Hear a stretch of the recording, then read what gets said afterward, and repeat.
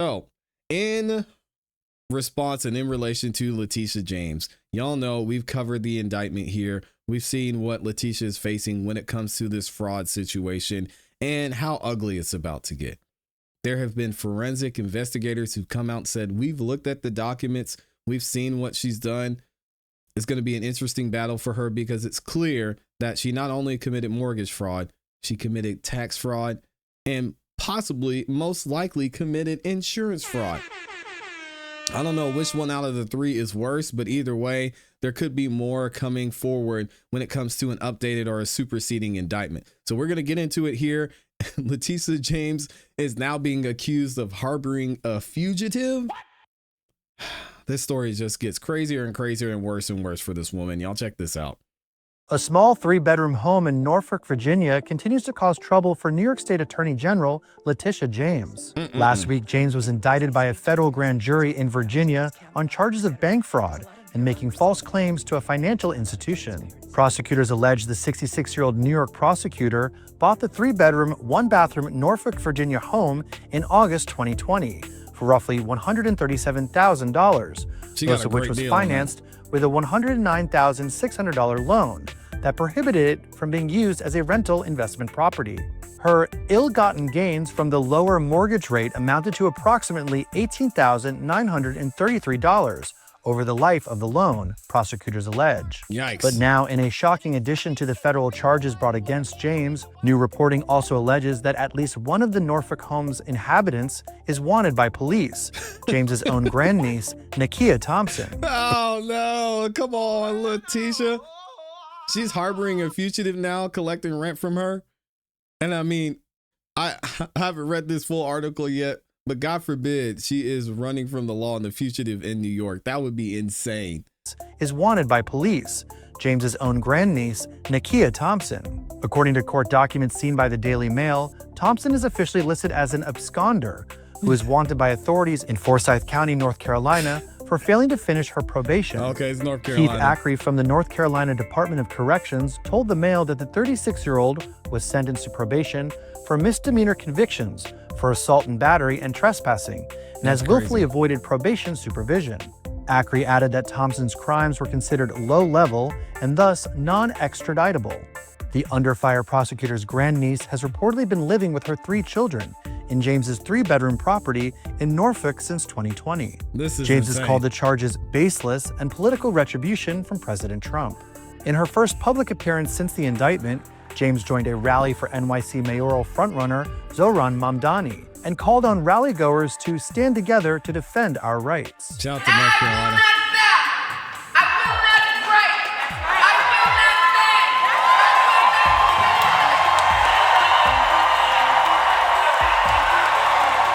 Firebrand New York Rep. Alexandria Ocasio-Cortez even sent out an email urging her supporters to throw some bucks to James to fight back against her federal indictment.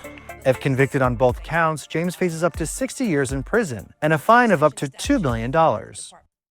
60 years in prison.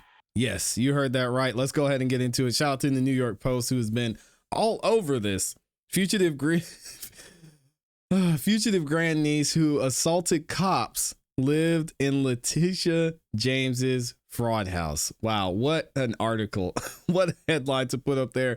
We're going to read the article here to give you guys more insight into what happened, what went down, and why she's possibly looking at facing more time in prison. This is wild, man. You got to be careful who you have in your circle. This is the mortgage document New York AG Letitia James signed that has her facing 60 years in prison. Is that for real?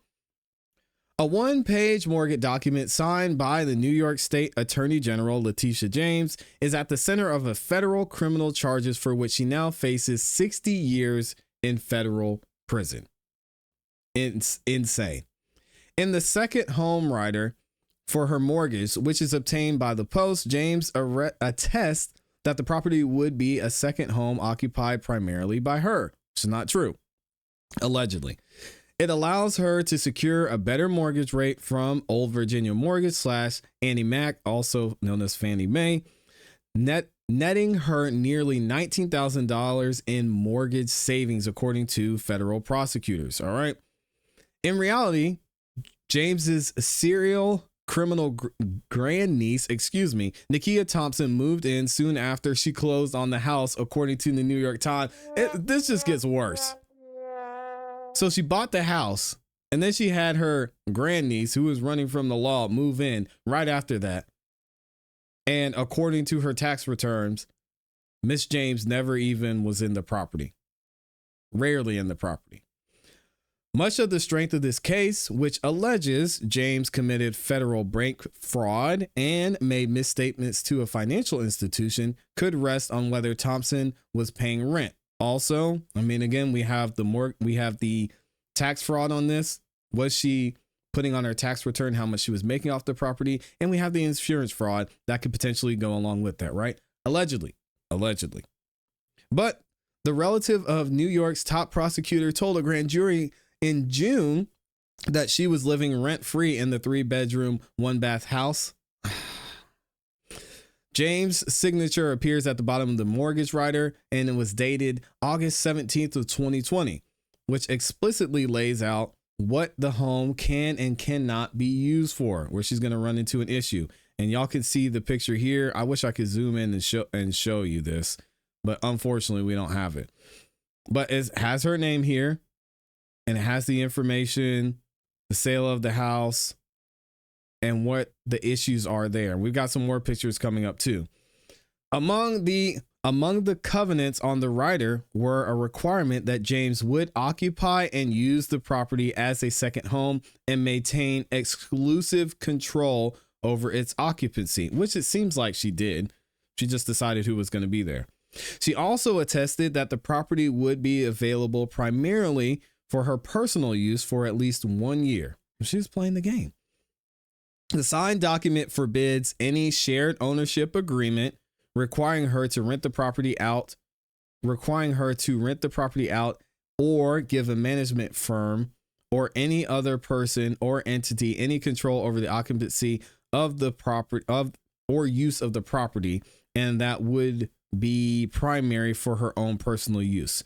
So, it seems like this may be somewhat of a loophole, because if this statement is true, then it seems like if she wasn't collecting rent, if a lease wasn't signed by her grandniece, then she might be okay.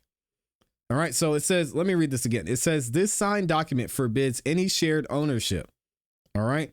And it requires Letitia to rent the property out or give a management firm or any other person or entity any control over the occupancy or use of the property, and that it would be primarily for her own personal use. Does she have a defense here? I think it could be argued that she's fine. All right, here's another document here that basically says what we just read, right?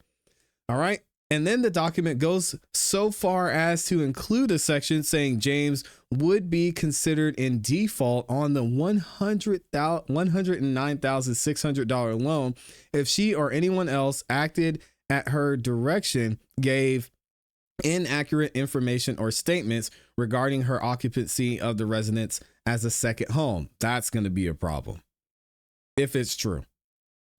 All right. Much of the case could hinge on Thompson's statement that she wasn't paying rent.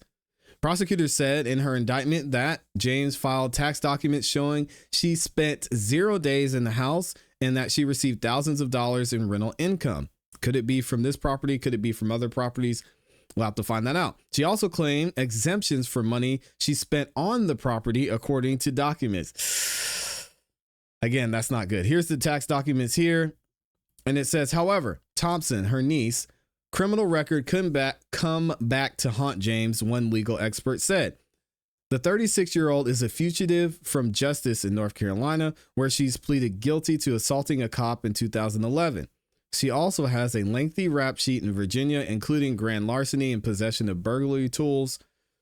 If Thompson was called as a defense witness, prosecutors could seek to use her criminal history to direct her testimony, said former prosecutors NR, because I'm going to mess up his name. And here's the document here.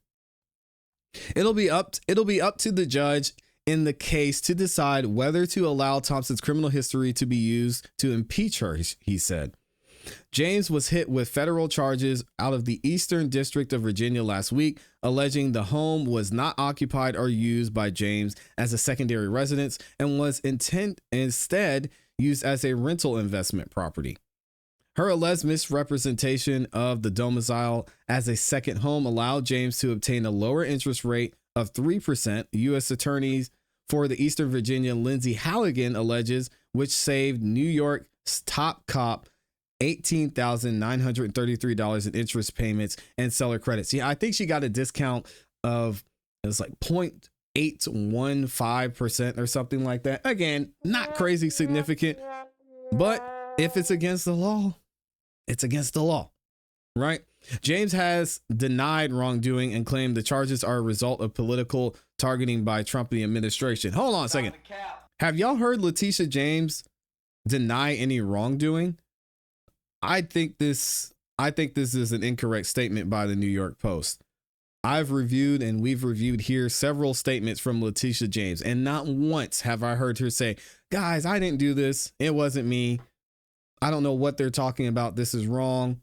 There's no issue here. So maybe I'm missing something, but we've reviewed what Letitia has said several times, and I haven't heard a denial of wrongdoing. She was a defendant as she was defiant as she appeared at the rally we just saw a clip from in Washington Heights on Monday. She said, "We see powerful voices trying to silence the truth and push dissent and weaponize justice for political gain," she told supporters of Democratic Socialist New York mayor frontrunner. "We are witnessing the fraying of our democracy, the erosion of our system of government," James grandiosely stated, she says, describing the current state of politics as a defining moment in our history. All right, what do y'all think about this when it comes to Letitia? Is she going to have an issue with her niece running from the law and staying in her house? I don't know if that's going to be an issue. How's that going to be used by the defense?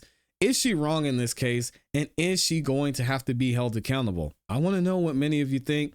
Is it a big deal? Is it not a big deal? Are you of the belief that who cares? I mean, I can understand that as well. Let me know what y'all think.